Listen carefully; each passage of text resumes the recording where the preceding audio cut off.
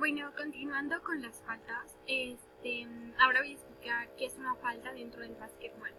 Bueno, la falta es una infracción de las reglas que implica un contacto personal ilegal con un adversario y o un comportamiento antideportivo, ¿no? Las faltas, para cada falta, esta se va a señalar por el árbitro, se va a anotar en el acta del jugador la falta que se haya cometido y posteriormente se va a penalizar de acuerdo a las reglas, a lo que diga el reglamento oficial de la Federación Internacional de Básquetbol, ¿no? Mm, em, Antes de entrar a ver cuáles son las faltas que existen o por qué se pueden cometer faltas, vamos a ver dos principios generales que son necesarios para poder entender las faltas, cómo se cometen las faltas. El primer principio lo tenemos aquí en el diagrama 5, es el principio del cilindro. ¿Qué nos dice el principio del cilindro? Este se define como el espacio dentro de un cilindro imaginario que ocupa un jugador dentro del terreno de juego. Este cilindro está delimitado en la parte delantera o anterior por las palmas de las manos del jugador, en la parte posterior o trasera por las nalgas del jugador y en la parte de los laterales por el exterior de los brazos y de las piernas y de los pies. Hacia arriba, verticalmente, se puede extender hasta el suelo, desde el suelo hasta el techo, ¿no? Ese es el primer principio que tenemos que tener en cuenta para entender las faltas. Y el segundo principio sería el principio de verticalidad, ¿no? Que nos dice que cada jugador durante un partido tiene derecho a ocupar un lugar, cualquier posición dentro del terreno de juego que corresponde a este cilindro imaginario, siempre y cuando otro jugador no esté ocupando ese lugar. En cuanto se produce un contacto, el jugador que abandone su cilindro va a ser el responsable de dicho contacto, porque pues no está respetando su cilindro imaginario, el principio de verticalidad ni el principio del cilindro del que estamos hablando. Con esto ya mencionado, ahora sí podemos empezar a hablar de faltas, ¿no? Se puede cometer una falta por carga. ¿Qué es una carga? La carga es un contacto personal ilegal con o sin balón provocado al empujar o chocar contra el torso de algún otro adversario. Se puede cometer una falta por bloqueo, que asimismo es un contacto personal ilegal, donde se impide el desplazamiento o el avance de un adversario con o sin balón. Puede cometerse también una falta por defensa ilegal por la espalda, que es un contacto personal ilegal que provoca un defensor al hacer un contacto por atrás de un adversario.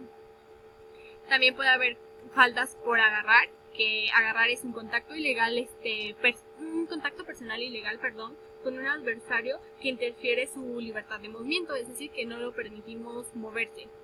Puede haber faltas por empujar, que es un contacto personal ilegal con un jugador en el que es el contacto ilegal personal provocado por un jugador que fuerza que desplaza o obliga a desplazarse por la fuerza a otro jugador, ya sea que tenga el balón o que no lo tenga. Y puede provocarse una falta por simular haber recibido una falta, es decir, simular un contacto personal ilegal cuando no lo ha habido. Asimismo, tenemos tipos de faltas. Tenemos primero la falta personal, que es un contacto ilegal de un jugador contra un adversario, esté el balón vivo o esté el balón muerto.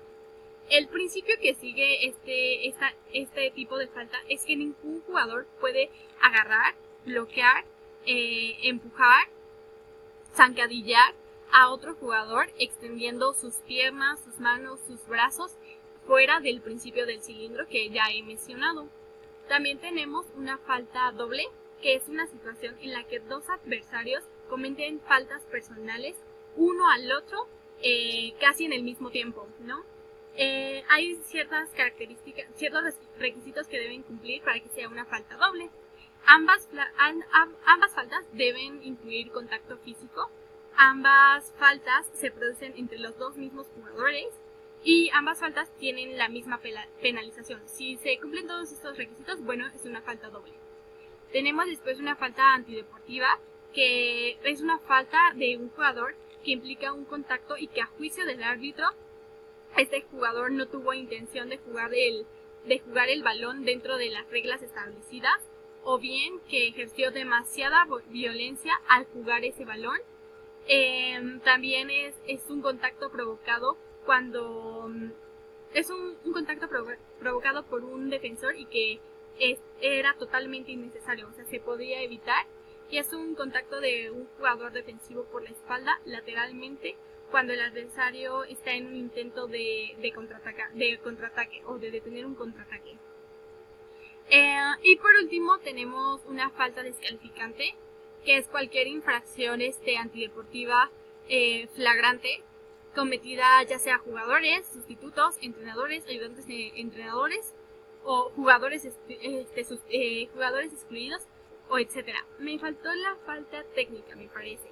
Sí, la falta técnica no se refiere a un contacto físico, más bien es una falta de tipo conductual.